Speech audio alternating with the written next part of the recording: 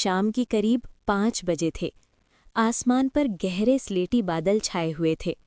हवा में मिट्टी की भीनी सी खुशबू तैर रही थी, जैसे बारिश आने से पहले धरती मुस्कुरा रही हो।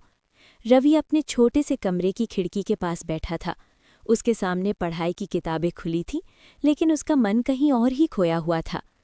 मेज़ पर एक पुराना रेडियो रखा था। हल्का जंग लगा, एक कोना टूटा हुआ और ऊपर धूल की पतली परत जमी हुई। ये रेडियो उसके दादाजी का था। जब तक दादाजी थे, हर शाम इसी रेडियो पर गाने बजते थे। घर में एक अजीब सी रौनक रहती थी। लेकिन दादाजी के जाने के बाद रेडियो भी जैसे चुप हो गया। रवि कई बार सोचता इसे ठीक करवा ले, पर फिर सोचता अगर आवाज़ बदल गई तो, अगर वो पुरानी वाली फीलिंग नहीं आई तो। इसलिए रेडियो बस यादों की तरह वहीं रखा रहता। तभी अचानक तेज हवा चली, खिड़की जोर से खुली और साथ में बारिश की बूंदें अंदर आ गईं। रवि घबराकर उठा और खिड़की बंद करने लगा। कुछ बूंदें रेडियो पर गिर चुकी थीं। ओ नहीं!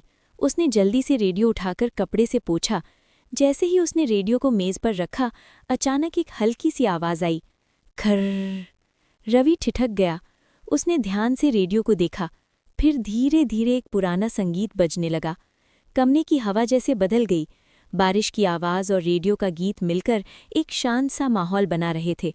रवि कुर्सी पर बैठ गया। उसकी आंखें अपने आप बंद हो गईं। उसे याद आने लगा कैसे दादाजी उसे गोद में बिठाकर हर गाने की कहानी बताते थे। ये गाना उस समय का है जब मैं तुम्हारी दादी से पहली बार मिला था, दादाजी हंसते हुए कहते। रवि की आंखों में हल्की सी नमी आ गई।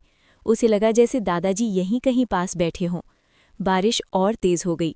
कमरे की टिन की छत पर गिरती बूंदों की आवाज़ संगीत के साथ ताल मिला रही थी। रवि ने धीरे से कहा, दादाजी, आप सच में याद आते हो। उसे लगा जैसे जवाब में रेडियो की आवाज़ थोड़ी तेज हो गई हो। कुछ देर बाद माँ ने दरवाज़ा खटखटाया। रवि, खाना तैयार है।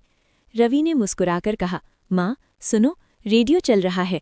माँ अंदर आईं और कुछ पल के लिए चुप खड़ी रहीं। उनकी आंखों में भी चमक आ गई।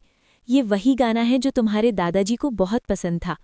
दोनों कुछ देर बिना बोले बस सुनते रहे।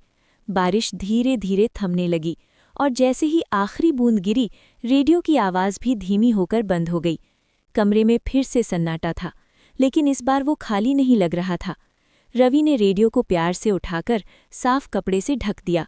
उसने मन ही मन कहा, अब समझ गया, आप कहीं गए नहीं हो, बस यादों में रह गए हो।